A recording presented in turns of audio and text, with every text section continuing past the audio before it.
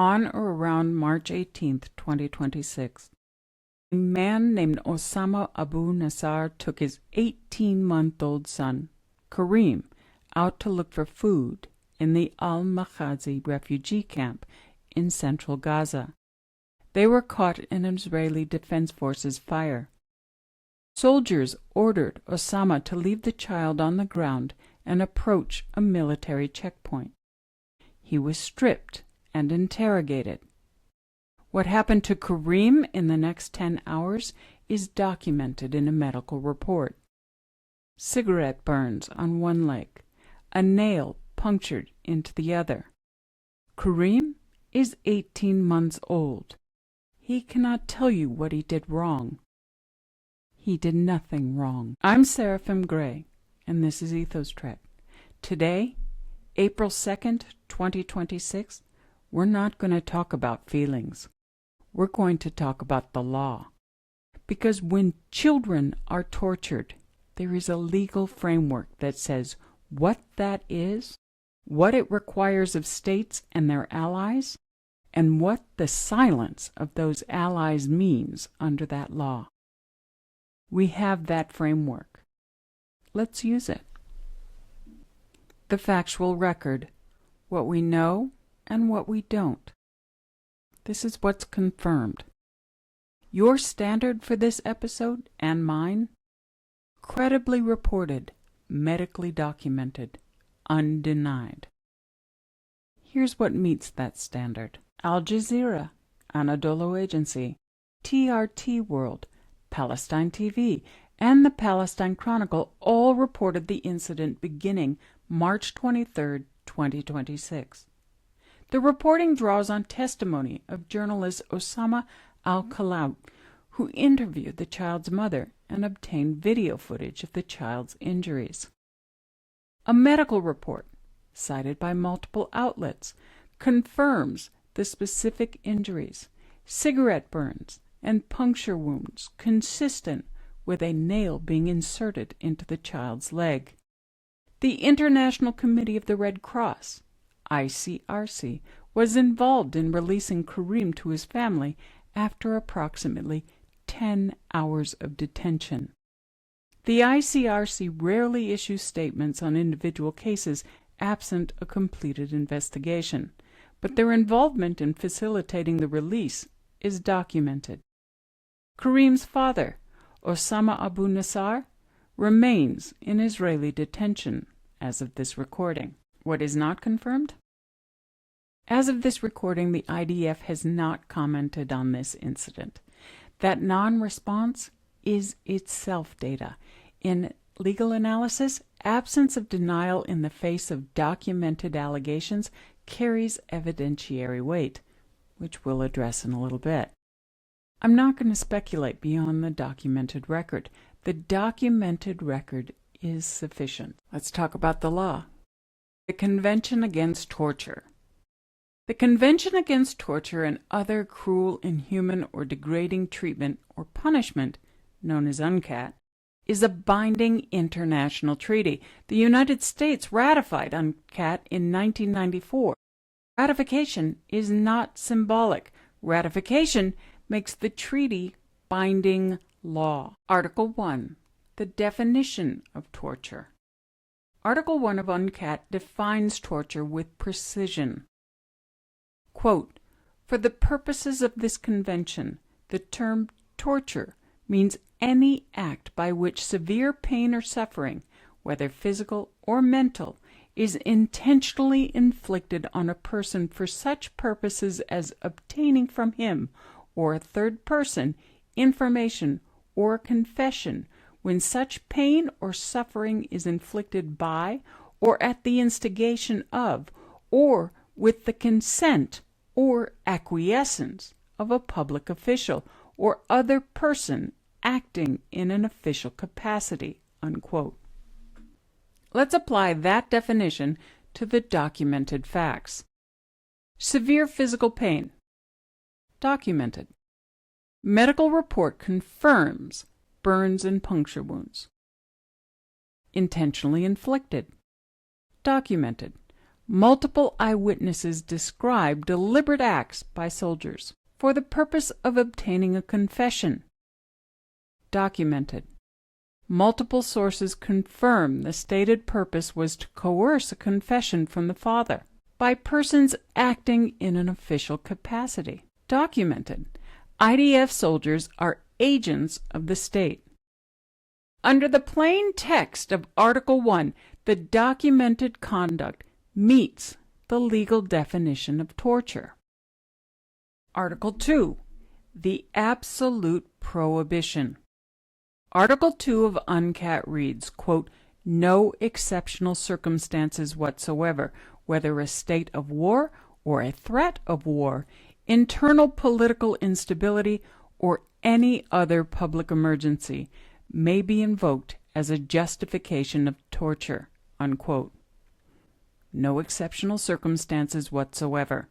Not armed conflict, not security threats, not military necessity. The prohibition is absolute. This is not a gray area in international law. This is not contested. It is the foundational principle on which UNCAT rests. Article 4. State obligation to criminalize. Article 4 requires each state party to ensure that all acts of torture are offenses under its criminal law. Article 16. Cruel, inhuman, or degrading treatment. Even if one were to argue, against the evidence, that the UNCAT Article 1 threshold was not met, Article 16 separately prohibits cruel, inhuman, or degrading treatment or punishment. The two-tier protection means there is no legal daylight between the documented conduct and an UNCAT violation. The Geneva Conventions. Common Article 3. The four Geneva Conventions of 1949 are the foundation of international humanitarian law, the laws of war. The United States is a signatory. So is Israel. These are not aspirational documents. They are treaty obligations. Common Article 3, the minimum floor. Common Article 3 appears in all four Geneva Conventions. It establishes the minimum standard of conduct that applies in every armed conflict, including non-international conflict. It applies even when there is a dispute about the legal status of parties or territory. Common Article 3 prohibits at any time and in any place, quote, A, violence to life and person, in particular murder of all kinds, mutilation, cruel treatment and torture. B, taking of hostages. C, outrages upon personal dignity, in particular humiliating and degrading treatment, unquote. Let's compare the facts of the Karim Abu Nassar case against that list. Torture of a person held under the physical control of military forces, covered under A. Detention of a toddler as a mechanism to coerce an adult, covered under B. Hostage-taking. The stripping and humiliation of the father at the checkpoint, covered under C. Common Article 3 requires no additional proof of intent or state policy. The conduct itself is prohibited. Fourth Geneva Convention. Protections for civilians. The Fourth Geneva Convention specifically addresses the protection of civilians in armed conflict and occupation. Articles 27 and 32 are directly relevant. Article 27 prohibits measures of brutality against protected persons. Article 32 specifically prohibits, quote, murder, torture, corporal punishment, mutilation, and all other measures of brutality, unquote. Protected persons include civilians not taking part in hostilities. An 18-month-old child does not take part in hostilities. Karim is a protected person under the Fourth Geneva Convention. The Rome Statute, the International Criminal Court. The Rome Statute is the founding treaty of the International Criminal Court, the ICC. Israel is not a member state of the ICC. However, Palestine was admitted as a member state in 2015, which gives the ICC jurisdiction over crimes committed in Palestinian territory. In May 2024, ICC prosecutor Karim Khan applied for arrest warrants for Israeli Prime Minister Benjamin Netanyahu and Defense Minister Yoav Gallant on charges including war crimes and crimes against humanity. That process is ongoing. Article 7. Crimes against humanity. Under Article 7 of the Rome Statute, torture constitutes a crime against humanity when committed as part of a widespread or systematic attack directed against any civilian population with knowledge of the attack. The operative question is whether the conduct is isolated or systematic. This is where the Francesca Albanese report becomes legally relevant, not as opinion, but as documented evidence. The Albanese report, Evidence of Systematic Practice. On March 23, 2026, UN Special Rapporteur Francesca Albanese presented her report titled, quote, Torture and Genocide, unquote, to the UN Human Rights Council at its 61st session in Geneva. Albanese holds an appointed position as Special Rapporteur on the situation of human rights in the Palestinian territories occupied since 1967. She works independently of the UN Secretariat. Her report documents what she characterizes as systematic and widespread use of torture by Israeli forces against Palestinians since October 7, 2023, in custodial settings and extending to conditions of occupation more broadly. The report states, in language released by the OHCHR, the official UN Human Rights Office, quote, a system that has long been used to dominate, degrade, and break Palestinians has evolved and hardened into state doctrine.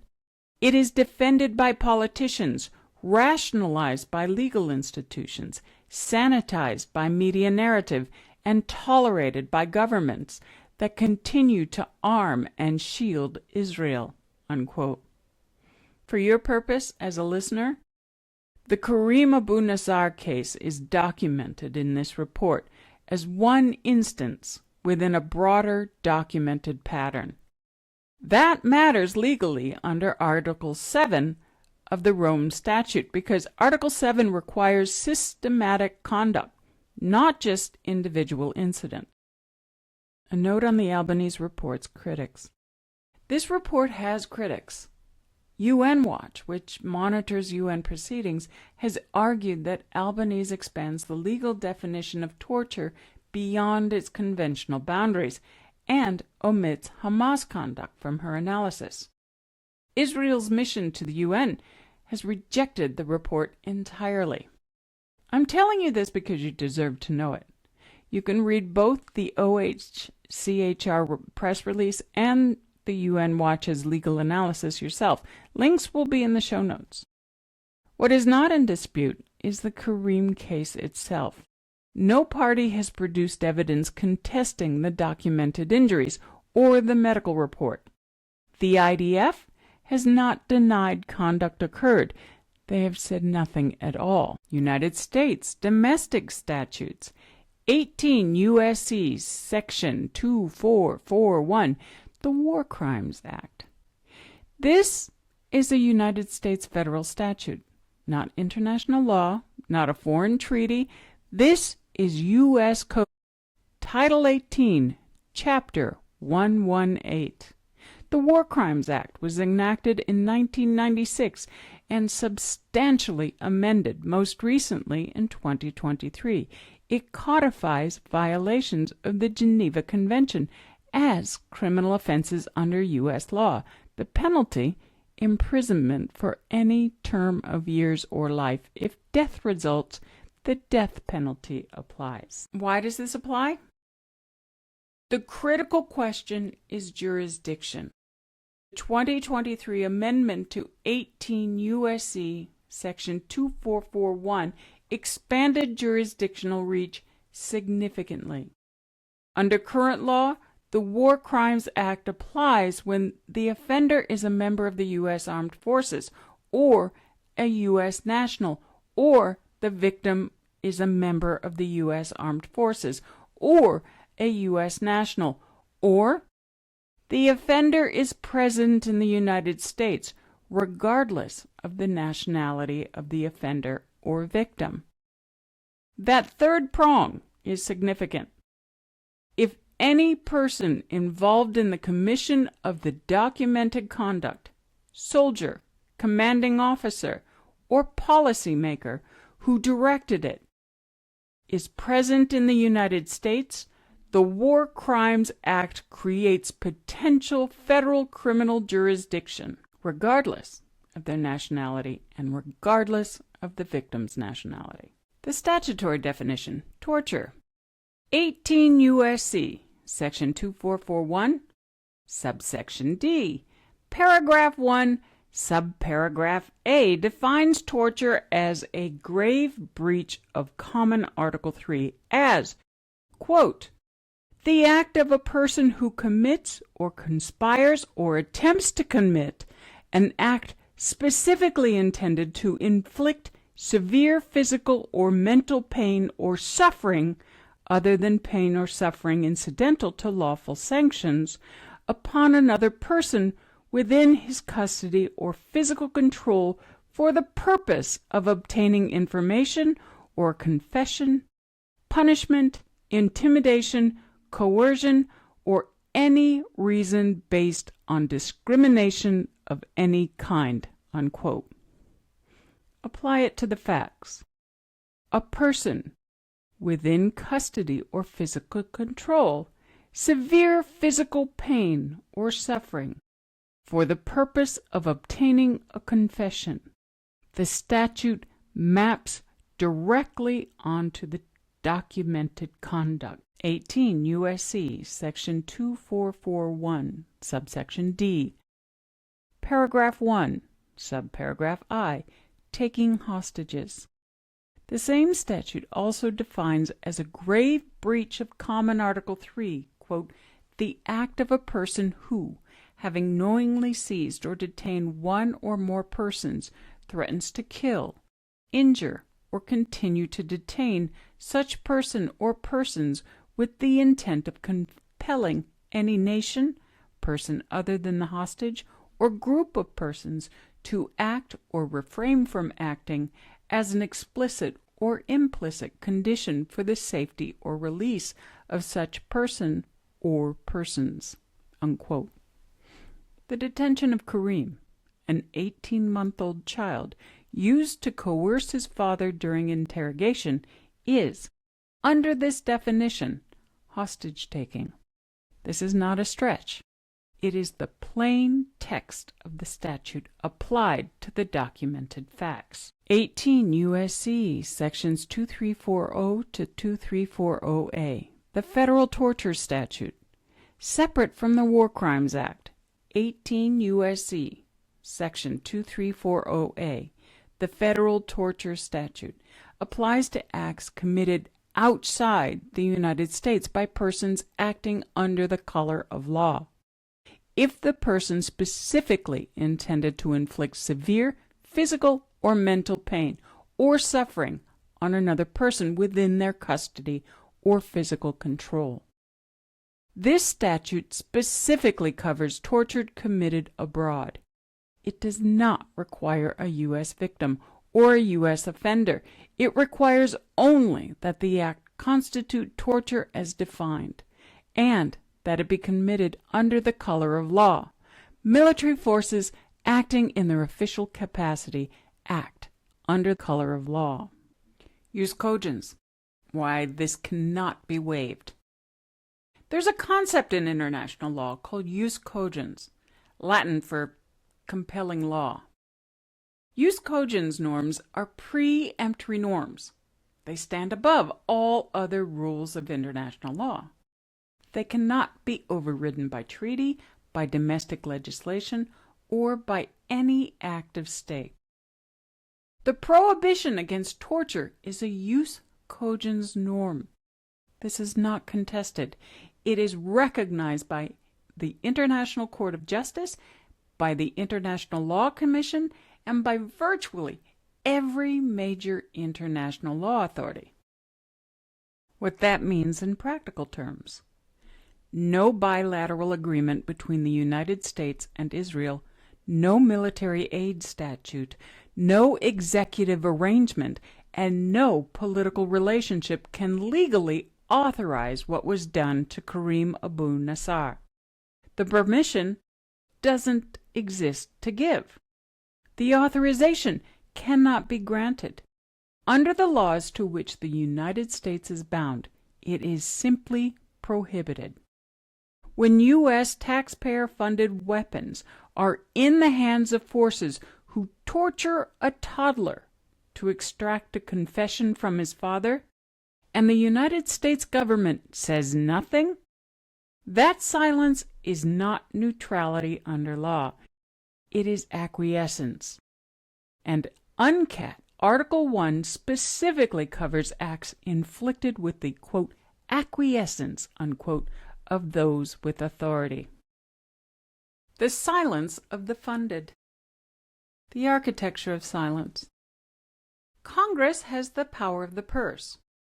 Article 1, Section 9 of the Constitution, quote, no money shall be drawn from the Treasury but in consequence of appropriations made by law, unquote. The military aid flowing to Israel exists because Congress appropriated it. Congress can attach conditions. Congress can investigate. Congress can hold hearings. Congress has the Leahy Law, 22 U.S.C. Section 2378D, which prohibits U.S. military assistance to foreign security units where there is credible information they have committed gross violations of human rights. Torture is a gross violation of human rights, and yet, following the documented torture of an 18-month-old child in front of his father, the majority of the United States Congress has said nothing. The campaign finance thread and silence. In this election cycle, AIPAC, the American Israel Public Affairs Committee, and its associated political action committees, has spent approximately $28 million on congressional races. 80 current members of Congress list AIPAC-affiliated organizations as their all-time top campaign contributor. I want to be precise. I'm not telling you that these members are paid to be silent. I am telling you they are not speaking. And you have access to their public campaign finance disclosures. The site, trackaipac.com, maintains publicly sourced records of AIPAC contributions by member. It is linked in the show notes. Draw your own conclusions. The facts are yours to examine. The moral hypocrisy argument and why law is stronger. There are members of Congress who invoke the sanctity of children in domestic legislative debates on abortion, on education, on child welfare, and who have said nothing about Karim Abu Nassar. I could build an episode around that hypocrisy. In fact, I have, but I'm choosing not to air it because hypocrisy is subjective and the law is not. What I will say is this: the same legal frameworks that prohibit torture apply to the conduct of states and their allies. The United States, ongoing provision of military assistance and its silence in the face of documented torture have legal dimensions that extend beyond political preference. Those dimensions are what you hold in your hands right now. Inform, Think, Act. The following have been documented and are linked in the show notes. The Karim Abu Nassar case, Al Jazeera, Anadolu Agency, TRT World, Palestine Chronicle. The Francesca Albanese, quote, Torture and Genocide, unquote, report, OHCHR.org, official UN publication. UN Watch's legal critique of the Albanese report, unwatch.org. 18 U.S.C. Section 2441, full text at law.cornell.edu. UNCAT, full text, ohchr.org. Geneva Conventions, icrc.org. TrackAPAC.com, publicly sourced APAC contribution data by member of Congress. Think. When a government remains silent after the documented torture of a child, what does that silence constitute under the treaties it has ratified? If the Leahy Law prohibits military assistance to units credibly reported to have committed gross human rights violations, and the documented record in this episode meets that threshold, what is the legal obligation of the Secretary of State? When campaign finance and policy positions appear to track, who is accountable for holding that track? Act. Call your members of Congress. The Capitol switchboard is area code 202-224-3121. Again, that's area code 202-224-3121. Ask two specific questions. Does your representative know about the documented case of Karim Abu Nassar? What action, if any, is your representative taking under the Leahy Law? You do not need to be angry. The law is your argument. Use it. Check trackapac.com and look up your own representative. That information is public. Share it. Subscribe to Ethos Trek on Substack for the written companion to this episode, including all citations in full. Karim Abu Nassar is home. He is 18 months old. He doesn't know what jus cogens means. He does not know what UNCAT means. He does not know that there are statutes in the United States Code that describe in precise language what was done to him and what it requires of the nations that stand by. If we are living in a global village, and we are, then the parameters we've set don't stop at borders. Accountability doesn't either. We know. That's what this show is about. I'm Sarah, and this is Ethos Trek.